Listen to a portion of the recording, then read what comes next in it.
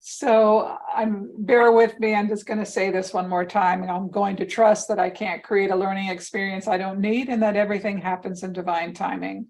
Maybe I've worked on things a little longer than I thought I needed to, and apparently I don't always know the moment to stop investing in a certain thing or person.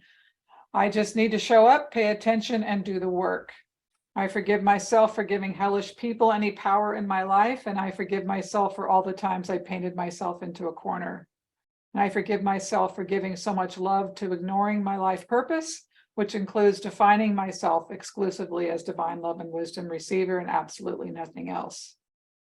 And when I'm ignoring my life purpose, I am defining myself as something other than a receiver. But I learned from it, and I'm not doing anything everyone else on the planet isn't doing. And this is a trajectory for learning.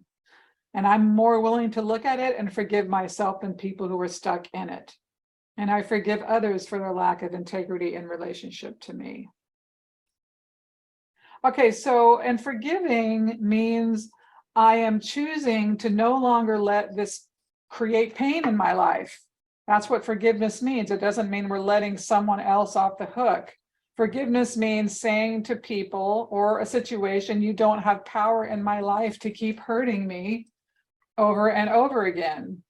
And because I'm forgiving this, because I'm exchanging it for a greater relationship with myself that is pain-free. And I can forgive you because then you don't have any power in my life. So forgiving is a self-serving thing. It's so that we can feel better and release someone else. And I forgive you because God brought you into my life for you to work with me. And I'm focusing not on what you've done to me, but how you work for me, how I can be a better person, how I can wake up more. And that ends up making me Teflon. So nastiness or whatever that you throw at me slides right off.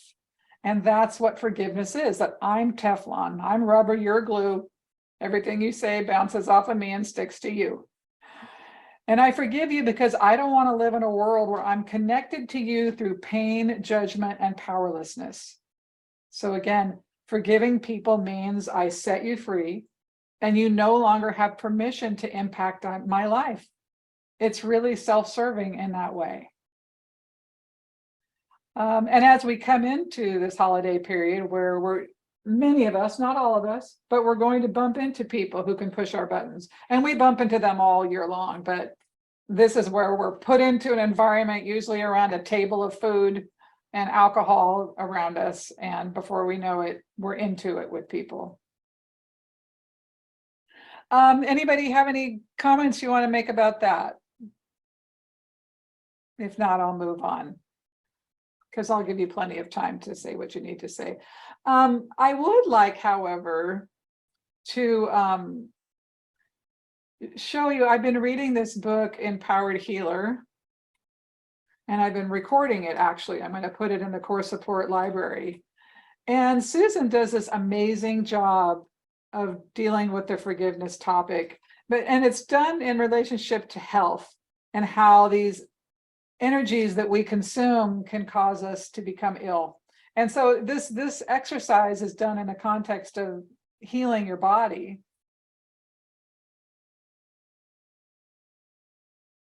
Hang on a second. I'm going to change the screens I'm sharing. Hi, everybody that came here a little bit later.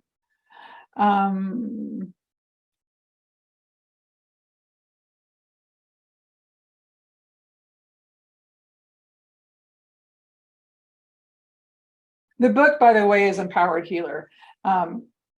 So here's the exercise. It's called the forgiveness exercise. So she has you close your eyes and picture any persons or situations you are forgiving, and you're walking on a path over a hill until they disappear, or envision them surrounded in light and drifting away, or in a pink balloon floating beyond the horizon until you can no longer see them. If these individuals are still in your life, you aren't literally saying goodbye, you are releasing the past, all the resentful feelings towards them. Charlene, this is a client in the book mentioned earlier, did this exercise envisioning her former husband drifting away and with him the past and all the feelings she had released. She could now move on in forgiveness and peace. So you can let your resentful feelings for people go, and with them, the negative energy that may be blocking your ability to heal. And remember, this is in the context of physical healing, but it can also be for emotional healing, because I have tried these techniques, by the way, for some emotional healing and things in my own life, and it does work the same way. And if you want, you can say a phrase aloud to the person, such as, I fully forgive you and release you to your own path. And with these words, all is restored to perfect harmony within you and all around you. And then she has this wonderful visualizing good health. And now that you've released any anger and resentment from your past and have forgiven yourself and others, another positive step is to remember that you have been healthy at other times in your life. And this can be emotional health as well. You have vibrant, alive, and felt vibrant, alive, energetic, and positive, and visualizing yourself at these pivotal times of great health, emotional or otherwise, and can infuse you with an increased sense of well-being. It's like drinking a feel-good cocktail made from your own vital life experiences. So drink up the following visualization, and you can either use the instructions or, you can use this. She's referring to different things. So you're going to choose a quiet and comfortable place for the exercise where you won't be disturbed. Be sure to turn off any phone, adjust the room temperature to just right, close the blinds or drapes so the room is as dark as possible. And be sure to have a journal and pen next to you and handy in order to record your thoughts, your experience afterwards. So you'll sit or lie down and make sure you're warm enough. And when you're comfortable, close your eyes and begin breathing as deeply as possible, imagining that you are inhaling all that is good and for your ultimate well-being, exhaling what no longer serves you, breathing in the positive and breathing out the negative. After 3 or 4 deep cleansing breaths, return to normal breathing, in and out, gently focusing on your chest rising and falling with your breath. When you're feeling relaxed, calm, and peaceful, let your mind wander back to a time when you were extremely healthy, emotionally or otherwise, perhaps the best in your life. You felt great and loved your life during this time. It may not have been completely perfect, but this era of your life is the closest you have come to feeling your best. And you go ahead and imagine yourself back in that time and place. How old were you? And now picture yourself in as much detail as possible, how you look, including your eyes, your smile, and your walk. Get a sense of the healthy and happy person you are and breathe this being in and feel a reconnection to your vibrant self who is still alive in you. And where are you? Experience the place using all your senses, especially vision, hearing, and feeling. What's going on in your life at this time? Who are the people in your life? Picture your school or workplace and how you spend your leisure. In other words, what in your life is helping you be so healthy and happy? Why do you feel so good to be alive? And what's making you feel so alive? Now gather all the images and feelings from this earlier time and bring them back into the room with you, especially everything to do with how and why you feel so well. Take a deep breath, and as you do so, feel yourself coming back to the room. Feel yourself sitting or lying down, move your hands and feet, and notice that you're easily coming back into your present body and your current life. So this is an example. I rushed through it a bit, but it is an example of how you can go inward and connect to yourself.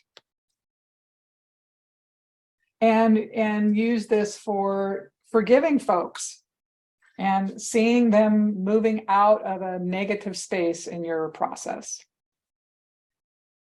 All right, so Now I want to talk briefly about boundaries, but for those of you who might be here new or for the first time, I always try and start with some tips for healthy, happier living, and then it is a support group, and I always like to hear from as many of you who want to share about what's happening with you, and it can be related to these topics or not. But today I'm talking about the holidays and how to go into the holidays in the most receptive mode possible, where you don't become impacted in a negative way and you can survive the energy that comes at us. So let's talk about boundaries, because it goes hand in hand. Imposing boundaries helps others understand what we expect, what is it hurts us, what makes us safe. And used with an intention to create positive relationships, it does just that. It's not to push people away. It's really to make it possible for them to be successful with you. It's not a defense. It's really a way of being that causes people to be able to interact with you productively because they understand your needs. And when you take care of yourself and do not overextend, your confidence rises. We tend to think it has to be one way or another. The boundaries is like, oh, I imposed my boundaries, and it's like a weapon. It's not. It's a communication tool. And when we see it as that, it helps us be seen and understood. And most of us, most people I talk to, one of the primary pains they have in their existence is, I don't feel seen. How can I feel seen? Well, learn how to do good boundaries. And that's one way to help people see you. And these are 5 ways to set boundaries and limits during the holidays. Number 1, you got to know your limits, with time, with money, and your energy. And I know sometimes it can get confusing, especially if people are coming from out of town or, whatever. Everybody's got kids or doesn't have, whatever it is. You kind of have to know your baseline going into the season and honor it. And I know sometimes we will stretch ourselves a little bit because it is a unique time of year, but you still need to know where that line is. And when you cross over, it's not good for you. Number 2, prepare to speak up. Sometimes preparing affirmative statements or statements beforehand to address a situation that could arise is useful. I mean, if it's family or close friends, you pretty much know how those people are. So often we know how they're going to respond to us or things they may say, and we can sort of stack the deck internally about how we might deal with that. But we always want to see it working out positively.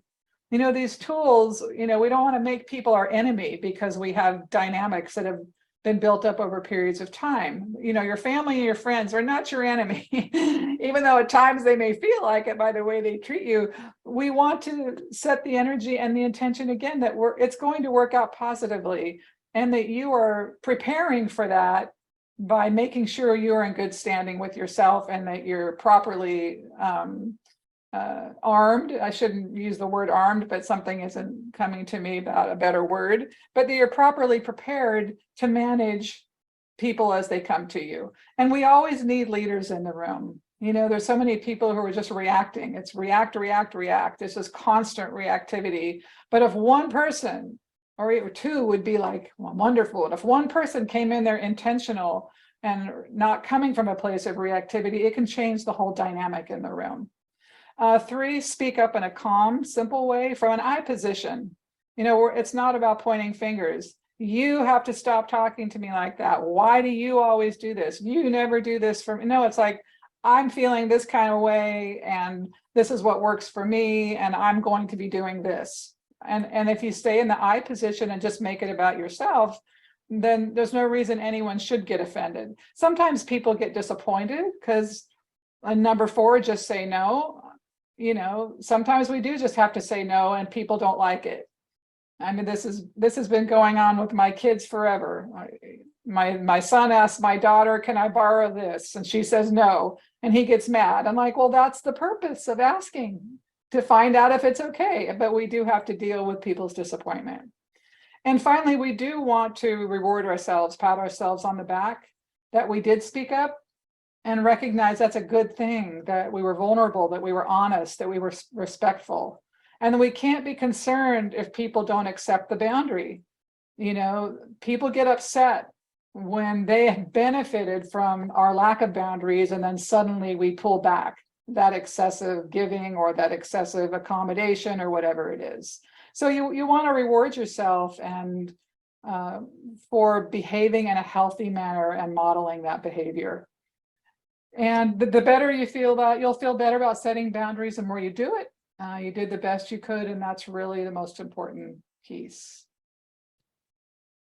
And in terms of staying in the flow of energy, which is really the key to everything. And I didn't put a lot here because it's fluid and it's ongoing. But how we feel is the barometer in any minute, any moment, to the direction we need to go. And yes, it puts us in a reactive place, but if we're paying attention and honoring how we feel, then we are in the flow of energy and much more likely to manage moment-to-moment situations from a better place, a place that's more present, a place that's more honest, a place that's more real. It's just, I think too often we feel a certain way and then we ignore it, or we push the feeling down, or we justify why we shouldn't do something or why we need to, a couple of my clients I can think of right now, they're always waiting to take action. Oh, I'm going to talk to so-and-so a week from Friday or the day after tomorrow. I'm going to wait. And that's always fascinating to me. If something needs to happen or an event, a conversation needs to be had, that there's really no benefit to holding on to something. There really isn't. The benefit is in keeping the energy flowing. So this is somewhat generalized, but I wanted to put this in your lap and let you have something to think about and to arm yourself for the holidays here. And so I'm curious if anything resonated specifically to you, or you want more dialogue about something, or if there's something else you'd like to ask as you navigate your life coming up here the last month of 2022. And in no particular order, anyone who'd like to jump in can jump in.